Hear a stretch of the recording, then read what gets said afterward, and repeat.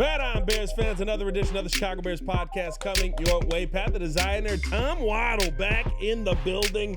We're having a lot of fun with you on the pod this year, Tommy. How you feeling? I'm just football next to you, like you can't stay away. Yeah, I got a football to lean on. I'm thrilled and I'm honored to be invited back. I must not have effed up.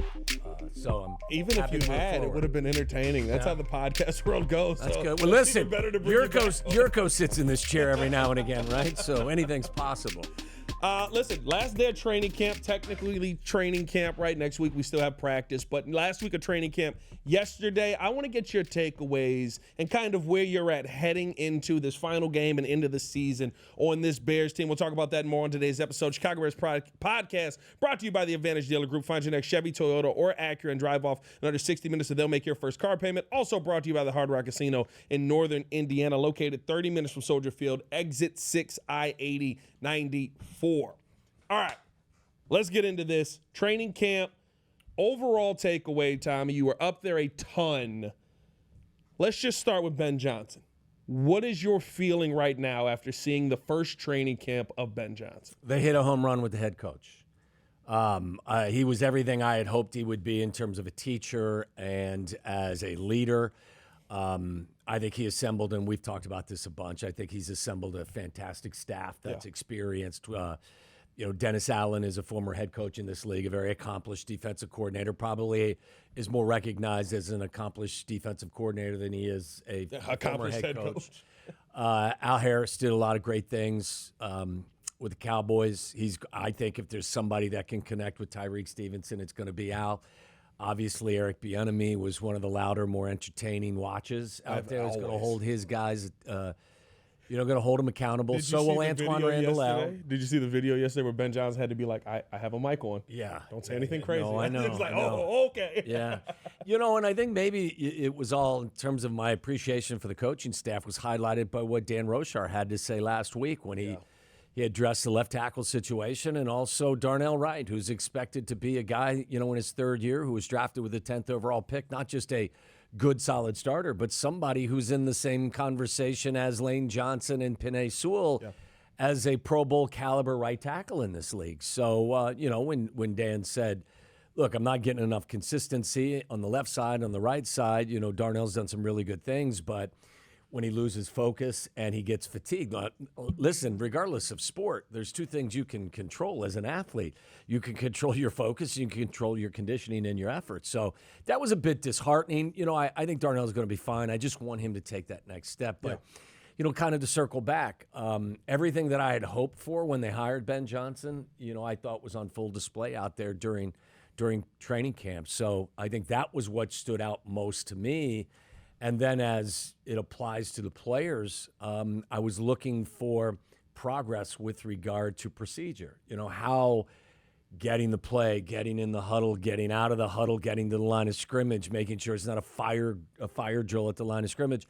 And you've seen tremendous progress with that. So, I was gung-ho about having Ben Johnson as the head coach. And then I was even more excited to see the staff that he put together. And now I'm even more excited than that, watching all these guys do what they do. We've seen the exciting moments in camp before, right? But to me, I felt like with this coaching staff, it felt like you were getting consistency to where we weren't excited anymore by Caleb Williams making a 15-yard pass on an over route to Roma Dunze. We weren't excited anymore by Caleb Williams consistently hitting dig routes. Like, it got to the point where it was like, yep, Caleb made that pass. And I think, if anything, my takeaway from this coaching staff is they finally got something out of this team as far as consistency that we haven't seen in the past and we didn't see last year. We were excited about the big throws Caleb could make.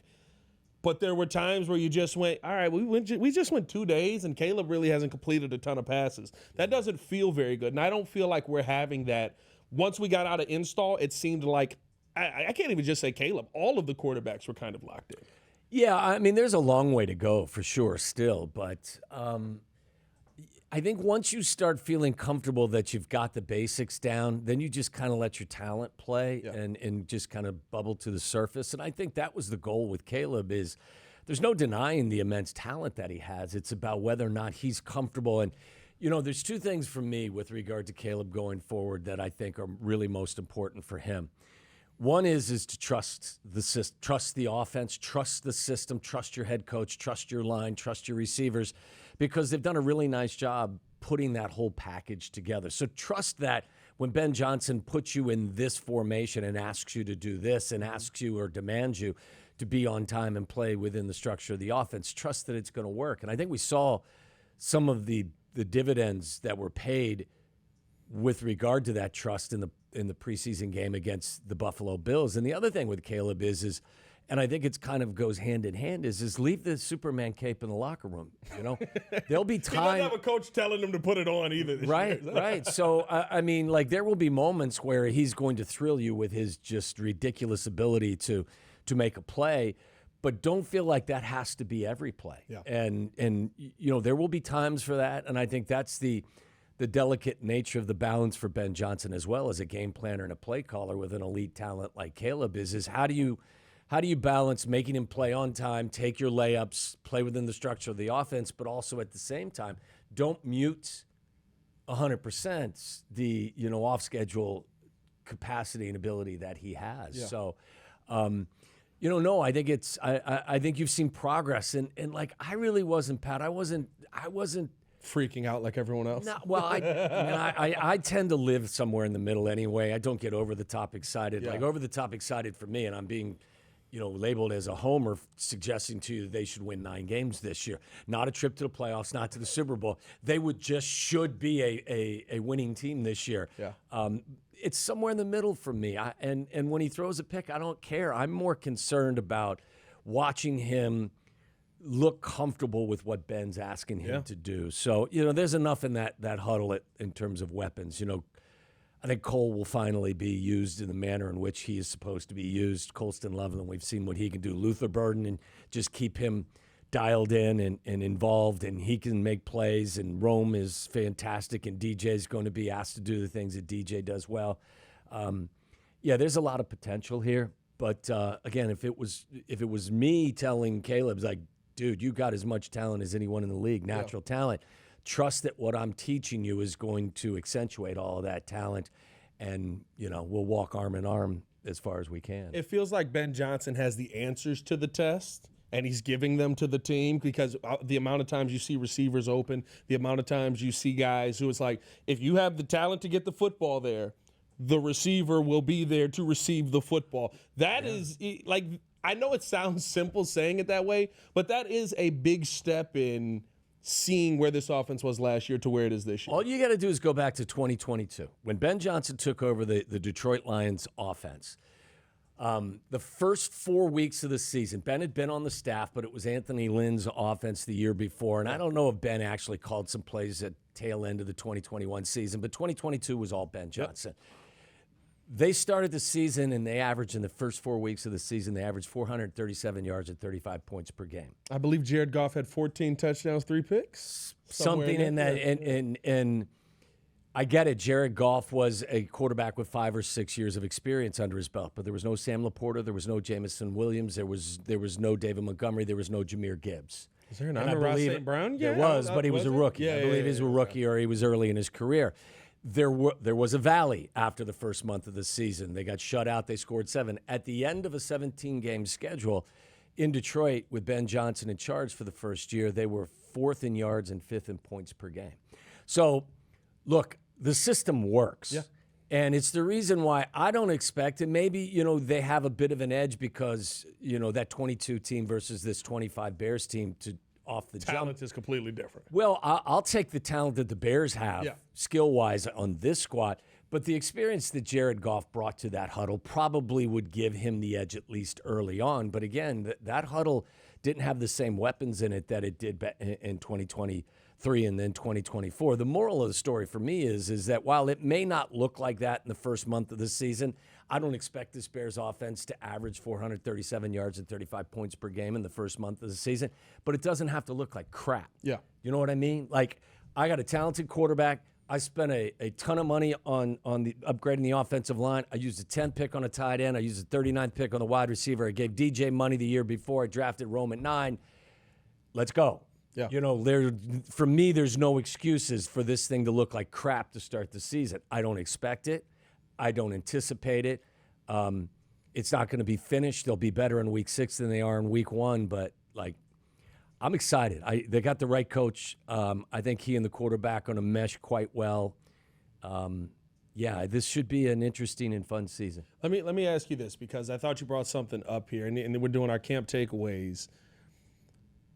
I'm scared of two things this season, and I think they will be prevalent in a good chunk of whatever and how many losses we get.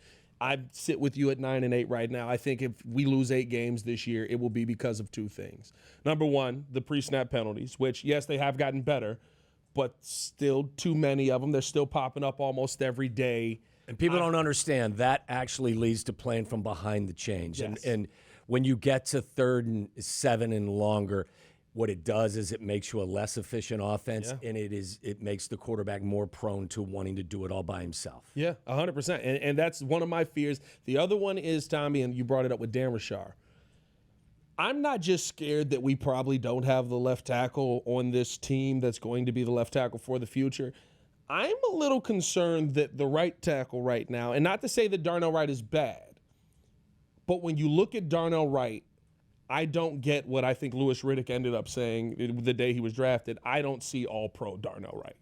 No, I don't even know if I see Pro Bowl Darnell Wright. Well, and I think Dan Rochar told you that. Yeah. Like, maybe I think that inside the room they feel that the potential is there, but they haven't seen it yet. And maybe it was the kick in the ass that they thought that Darnell needed. Tremendous amount of talent, but has not been that Pro Bowl caliber right tackle. Now, again, that's pretty stiff competition to make a Pro Bowl in the NFC at right tackle when you have Lane Johnson, you have Penei Sewell. But look, when you're drafted 10th overall, too much is given, much is expected. So ahead of a guy who is a Pro Bowler, and I don't think he made All-Pro yet. Did he make All-Pro last year? Jalen Carter is what I'm saying. I don't think he was an All-Pro last year. I don't know, but he's an All-Pro caliber player. Yeah. So and you can see it, and that's my point. Like, when Jalen Carter got there, Jared Verse last year, and I know these are different sides of the ball, but immediately the conversation was, he's a lot better than we thought. Yeah. Like, he's really, really good. Yeah, I mean, like, even if you didn't pass on Jalen Carter, you draft a guy at 10, you expect that guy to ultimately play at a Pro Bowl caliber level. So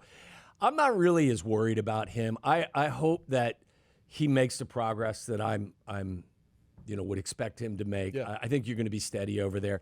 The problem at left tackle, look, Braxton Jones he's not a mauler. He's a technician in some ways. He's got great technique. He's a very smart guy. He works hard. He just doesn't have the strength in his base, and he's working from a position of weakness because he had the injury and probably didn't have the opportunity to build that strength up. So, but there are certain things that, especially a really talented and wise coordinator, there's certain things he can do to help protect that spot. Yes. Whether it be formation, you may see a tight end on the left side more than the right end. You may see some motion. You may see them slant the line to that side. They may boot to the. I mean, there are certain things that Ben Johnson could do in his play calling and game planning that can try to minimize the damage that may be potentially there from a leaky left side. Yeah. But at the end of the day, there's only so much you can do. I would agree with you on that front. I still think, coming into this season, my biggest concern was where's the pass rush coming from the other side of Montez Sweat. They added a Dangbo. My interpretation, and I am by no stretch a defensive line specialist, but listening to Yurko and some others talk, he may be more effective being kicked in. He gives them versatility from the edge. I mean, Booker's a guy that, for the second consecutive preseason, he has been He's making plays. He is. When you step in the regular season, can he do the same? Can he produce at the same level? We'll find out. He's a young player, but I still think that until that question's answered in terms of pass rush, that's what will keep them from being an elite team. But who knows? Maybe they're one of those guys steps forward. And it's tough to see because you look at Dio and it's like, well, yeah, he's killing Braxton Jones every day in practice. It's like, I kind of know what Braxton is. I know that you can get past them. Austin Booker, the big question for me with him is, I don't even know if it's Austin at this point. It truly is, does Dennis Allen want a guy that's small in his system? I asked Dennis Allen, straight up, and he was like, I don't like my defensive ends 240. Yeah. Some guys have their preferences, and I'm not saying that Austin can't be a good player. He likes guys that are built like number 90. Yeah, he likes it. DeMarcus Robinson. Or yeah. DeMarcus Robinson, that's the wrong name. Why do I forget? Dominique. Yes. I went DeMarcus Robinson. That was we almost lost it. Yeah. We almost lost the pod there. Well, there's 80 guys on the roster sometimes, and I'm getting older, so sometimes I forget a name. No, but he does like guys built more like that, and he said as much. And when you ask him about Austin Booker, he kind of just goes, "Yeah, we got some things to work on." So he just had a 3-set game, and I do think there's things to work on, but it's like. Yeah, it doesn't feel like you want that guy. Life gets more difficult when you do play against the team's ones. Yeah. And, he's a young kid, too. I think, the word on him is he probably should have stayed in school or another year. Thought that another year in school would have benefited him. Maybe this is the breakout year that he has. But until that, I'm still going to harbor some concerns that they don't have enough pass rush. It also feels like he prefers focusing on the interior than the exterior. I mean, you draft Shamar Turner, you sign Grady Jarrett, you move Billings to kind of the backup role, and Andrew Billings is a monster in there as well, and you've got Javon Dexter. Like, it feels like he's focused more on the interior than that exterior. I do wonder if that's kind of what he's hoping, to force that pressure in the middle, in the pass rush on the edges. There's two guys who are premier pass rushers whose names are being floated around over the last couple of weeks. Take both. Listen, there is a path. There's a path to fix that problem. It's something I've been talking about for months now. One of them played for him. You know what I mean? Like, it's like, come on, like, this is a storybook ending here. Let's do it. Trey Hendrickson's a guy who sacked 35 quarterbacks in the last 2 years. 17 and a half. I believe his sack total over the last 4 years is 57, which is actually greater than Micah Parsons. I believe Micah Parsons' sack total over the last 4 years has been 52 and a half. Do I think that Hendrickson's a better player than Parsons overall? No. But Trey Hendrickson's a hell of a player. He's 31. He would cost you less. My only concern is something that Sylvie mentioned last week. What I thought was a really salient point is a guy who's 31 who's missed all of camp. If you trade for someone like that and he gets off to a slow start or he gets hurt because he's not ramped up and you're on a shorter deal, then you feel like you kind of missed the window a little bit. So that was a deal that I was hopeful that they would at least engage in going back a month or so ago. Now I don't know how realistic it is, but you can always find answers to questions. I keep saying I think the Bengals have shot themselves in the foot. You're like, always I want a first and a player. Yeah, okay. I got a second round pick and maybe a fourth for you in the future. You're going to take it and you're going to like it. Look, I grew up watching them do business and then actually retired from them. I signed as a free agent and retired after one camp because physically I couldn't do it anymore. Oh, it wasn't because of the wasn't because of the financials. They weren't coming with the right money, Tom. I signed as a free agent, an unrestricted free agent in '95 for the grand total, I think it was, with no signing bonus. I think the minimum for a veteran with 6 years was $178,000. I think was what I signed for.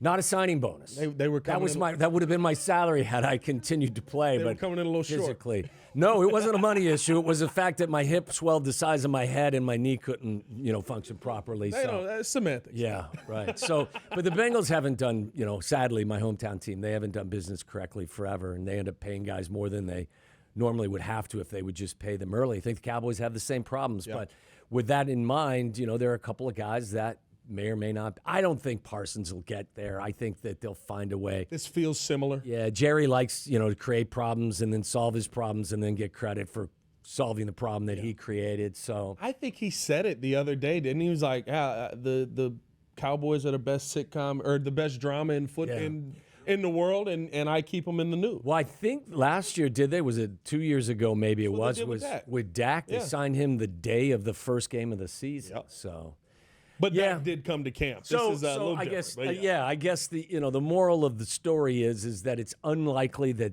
help like that is on the way. Yeah. But look, Dennis Allen's been a fantastic defensive coordinator. He'll bring pressure from everywhere. At this point, I need to see Jalen Johnson healthy. I need to see Kyler Gordon healthy. And Brisker to me has been as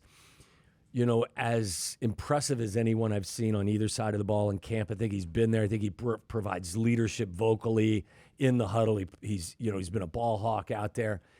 I'm always just holding my breath every time he's on the field, unfortunately, because of his his injury history. Yeah. But if he's healthy and can play 17, he completely changes at least kind of the vibe of your defense because he brings it. Is he the equivalent of this team's Mike Brown?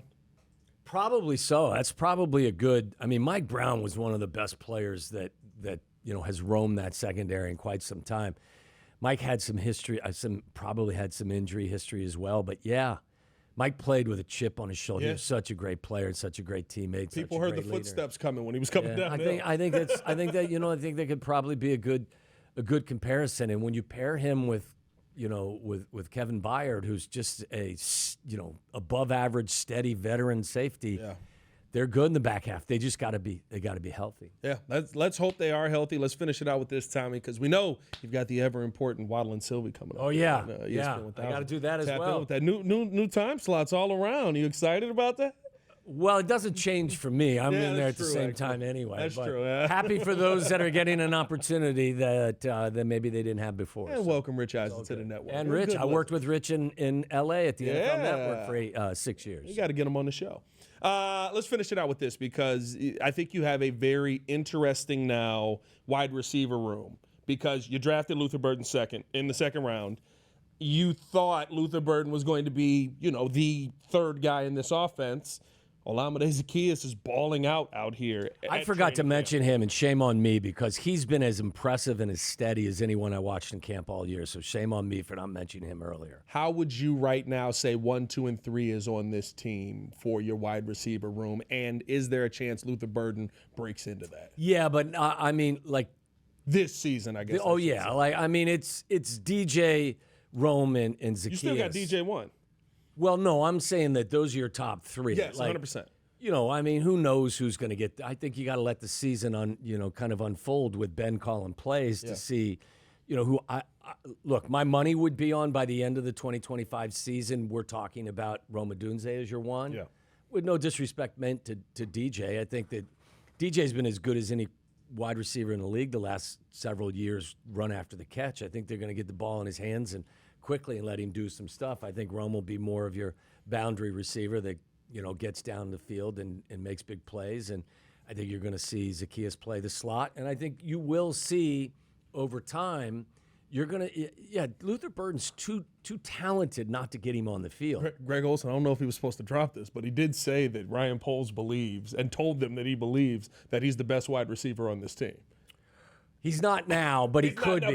He could be. Yes. Listen, you would still have to say DJ's been there and done it. Yeah. Rome has got a year under his belt, so Rome would be 2. Zaccheaus has been a pro in the league. He'd be 3. But it feels listen, like that could all change. It feels like OZ just every time Luther has a great moment in camp, you then see OZ, score a touchdown or do his job well. Look, he's signed – 1 year. A 1 year, $1.5 million contract. Yep. Like based on what I saw him do in training camp, that could be the bargain of the year. 100%. But again, the regular season will come and those guys will define themselves. I don't think it'll take long for Luther Burden to be, put in the rotation.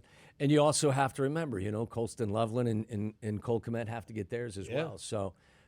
It's going to take some creativity to balance all of it, but, I'm not one of these people that believes you can have too many weapons. I don't think you can have too many weapons because I see every other team in the NFL with weapons never seem to have too many weapons. Nobody tells Joe Burrow, you got too many weapons, buddy. Well, look to their week 1 opponent. Addison is not going to be available in week 1. I don't think that Justin Jefferson doesn't seem like he's going to be out there. You think so? Their third receiver's hurt, got a hand injury, and the talk is they're looking to deal for one. Yeah. So, they have a plethora of guys to throw to. You keep Terry McLaurin right where he's at. We don't need that in the division. Hey, appreciate you coming on as always, Tommy. Thank you for you guys for tuning in, and thank you for the phenomenal insight we get every time we have you on here. Make sure that you guys stay tapped in. Hit that like button, subscribe to the page, leave a 5-star review. Y'all know what to do. For Tommy Waddle, it's your boy Pat the Designer. Back at it again. Y'all stay safe out there, Chicago. Bear down. One love. Peace.